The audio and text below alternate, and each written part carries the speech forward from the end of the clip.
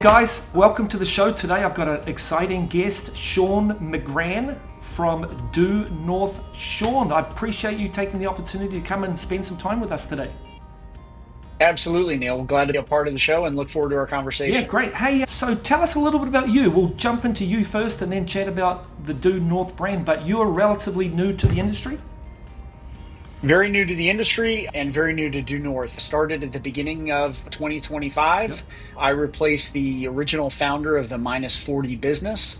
And so this is the vending world is a new experience for me. So my background is commercial refrigeration, so over 25 years in commercial refrigeration, large supermarket systems, selling into, big supermarkets as well as Yep. convenience, as most of my background always kind of on the sales side. Well, I'll tell you what, you've come into the industry at a perfect time. Yeah, it's an interesting intersection, right? Just as you mentioned, that you have traditional vending that's been out there for decades, certainly has a place out there, but you have the advent of micromarket growing, seeing significant adoptions across, all sorts of different businesses, Yeah. whether that's an Amazon warehouse, whether that's a car dealership, whether it's a retail store. They're seeing a lot of tremendous growth there. And as you mentioned, certainly theft is a big element within the micromarket world. And so a way that folks are looking to solve that is the advent of the smart cooler. Yeah. And we're just in very early days, I think, as to where things will go from here, but exciting times, a lot of technology, a lot of great companies out there doing new and innovative things. And we're very fortunate to kind of be at the center of all of it when it touches refrigeration. Yeah. Hey, so tell us a little bit about Due North. Where are you guys located? And do you work from home or are you based in a corporate office? Yeah, so we're Due North really got formed 4 years ago, and that was a private equity group had come into the market, saw an opportunity to acquire two separate companies. One was Minus 40, Mm-hmm. the other was QBD. And so Minus 40, traditionally, as the name would imply, got into freezers, Yep. so safe quality freezers and coolers. And QBD really started on the beverage side, so very cost effective, has a cooling deck that you can take in and out, so you really maximize the uptime of Yep. units work, and that's really a beverage based brand. And so neither one of the two companies competed. Both are in the Toronto area, about 20 miles apart from each other. Okay. A private equity came in, bought them, put them together, and formed what is now known as Due North. Okay. Awesome. And then so far, so you've been in it a few months now. What do you think? You loving it?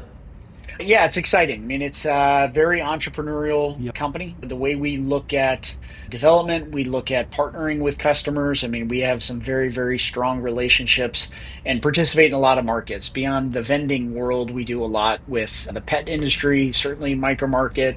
We also do a lot in the retail space. And so, very exciting to see these distinctly different Yeah. verticals that we Yeah. participate Yeah. in. But at the end of the day, there's a lot of commonality in terms of we have a rich tradition of partnering with customers to go help solve Yeah. problems that they face as it relates to refrigeration, coolers, and Yeah. freezers.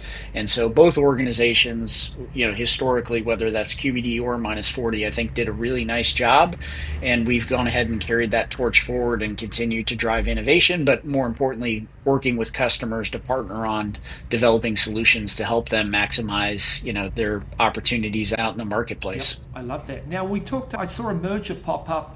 What is it? A couple of months ago online. Is that the private equity that came in, or did that happen after No, that? so we have subsequently sold again. So the original private equity group was a company called Ronin. Mm-hmm. And so we have now been acquired by a second private equity group in a different transaction. So it's a company called Mill Point Capital Okay. Yeah. has acquired us based out of New York, and they have put us as part of Aerotech. Okay. And so another brand that I'd say the micro market industry is very familiar with is Embera, produced out of Mexico. Yep. Very strong, rich tradition and company. And so the two of us are coming together under the Aerotech brand to continue to help drive innovation and provide customers with high quality refrigeration units. Love it. Lots of capital behind you. Obviously, they want to Yes, grow. tremendous amount of capital behind Yep. us, a lot of visibility into driving growth markets. And certainly, as we look at a big opportunity that we see moving forward is smart coolers. We think it's certainly very early days, and where's it going to go? Yeah. But we firmly believe that's the next kind kind of wave for the industry. And that carries over across many different verticals, right? Totally. Beyond just micromarket, Yeah. the beverage industry, certainly ice cream, there's applications there, the pet industry. I think it's both domestically in the United States as well as globally in this new emerging technology. Love it. Now, what percentage of your business roughly is over here in our space, in the refreshment space? You mentioned pet, you mentioned grocery. Yeah, so we're approximately 35% would be kind of how we define micro market vending.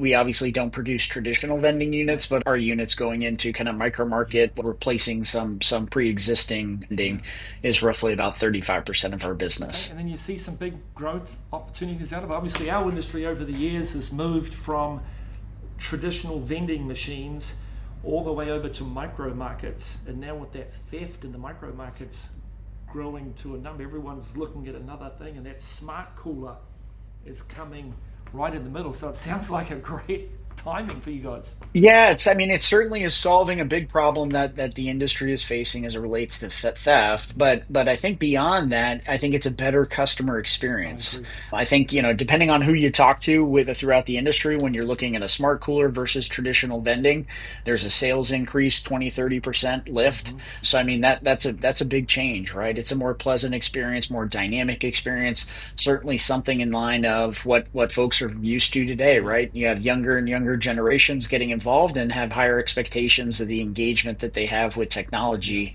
and certainly smart coolers changes the dynamic as it relates to kind of the vending Yep. world.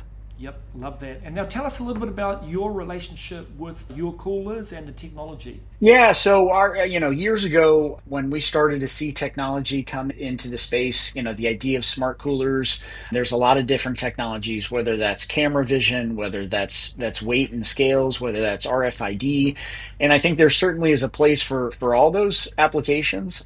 But our view was we're not the experts as it relates to those technologies, payment devices, cameras. I mean that's not our world. We're refrigeration, and so our view was we're here to support those organizations, whether it's a startup, whether it's a mature organization, incorporate their technology into refrigeration units, whether that's a cooler, a freezer. Yeah. We do that very, very well. And so we do it at scale at a high level of quality. And so we partner with the technology companies to incorporate whatever technology they may have, whether it's age verification, cameras, payment devices, Yeah. scales, RFID. We partner with them to incorporate that into the refrigeration unit itself so that it can be placed out in the marketplace and utilized to go drive their business. And so I think that that's really put us in a position to be seen in, as a global company that's here to partner with technology companies and aid them in bringing these things to life and making it be a commercially viable unit. Hey, so it sounds like if I was to ask you a simple question, what separates you from the competition? It's going to be quality, it's going to be the partnerships that you're looking to partner with the technology companies. Yeah, I think it's ultimately it starts, we believe, with Yeah. quality. We don't take shortcuts. It's been two brands, both Minus 40 and QBD, that are the hallmarks of both of those brands are, you buy those units and they're out in the field and they operate day in and day out at a high level of uptime, Mm-hmm. minimum downtime at all. And our view is you got to start there, but we have a lot of engineering resources to help technology companies incorporate these things into it, a lot of different experience. But to us, it all starts at a highly, highly reliable product Mm-hmm. that's extraordinarily energy efficient Yeah. so that you get the best product out in the marketplace, operating in a lot of adverse Yep. environments, and ultimately being able to withstand some of the environmental issues that you run into depending on where the units are Yeah, placed. definitely. And so sustainability, I imagine, is a big deal. I'm in San Francisco, the Bay Area. All the companies here, it's all about sustainability. Sure. Sustainability, I think in our space, we are obviously heavily, heavily regulated when it comes Mm-hmm. to the EPA, whether it's Department of Energy.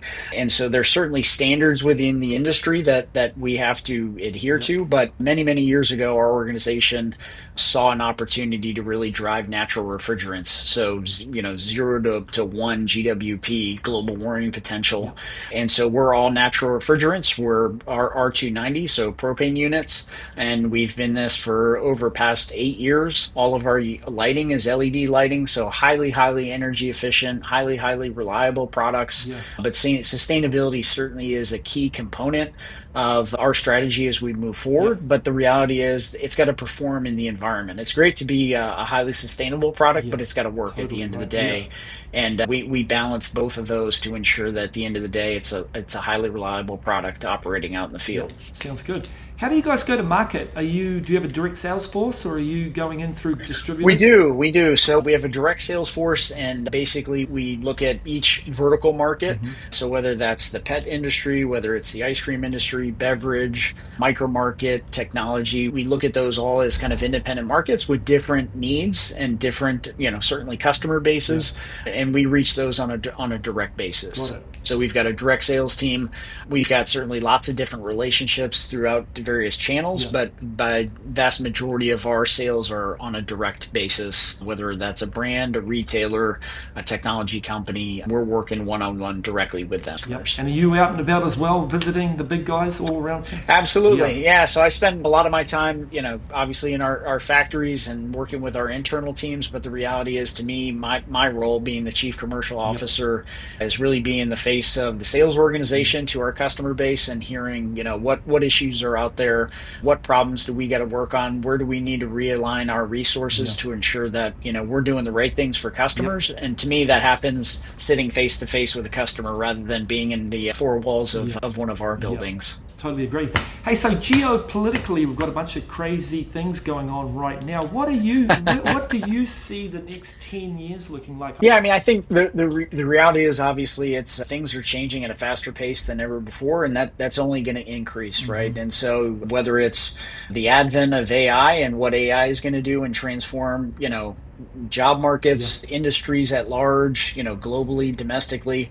But the reality is, to me, is you've got to be mindful of what technologies are out there. You've got to be, we've begun to start incorporating AI into our units, helping customers determine if a unit's going to fail, when is that going to occur, and how do you minimize downtime, and then how do you manage that cost, right? So anytime a unit goes down, that's a surprise. Operators don't like that, right? And that just represents money out of their pocket, costs out of their pocket. And so can you utilize AI to help you drive managing that cost to the best way possible to ultimately have a service call at a pre-planned time rather than it having to be an emergency at Saturday at 11 p.m. So that's where we see a lot of things shifting, is more AI driven, more technology driven. Certainly smart coolers are a part of that.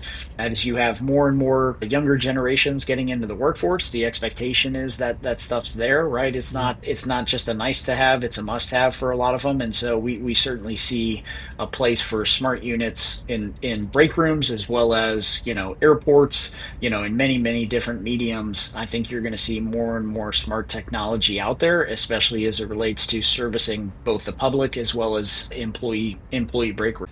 Well, Sean, as we wrap it up, what's one thing that you would like the industry to know about the Due North brand? Well, going forward, obviously, with our acquisition is now part of the Aerotech family. I think there's some pretty exciting things that are coming down the line here. Really, it's bringing two of the biggest brands in North America commercial refrigeration together. Kind of making a cohesive innovation lab, and driving technology. I think that there's going to be a lot of exciting things to come. And I think both organizations have a very customer-centric mindset. And so look forward to being able to partner with our customers and drive some unique things here in the not too distant future. Love it. Well, Sean, appreciate the opportunity to have a chat. And I'm sure I'll see you bumping around the shows and everything. Absolutely. Look forward to it, Neil. Thank you so much for your time. Thanks, Sean. We'll see you later.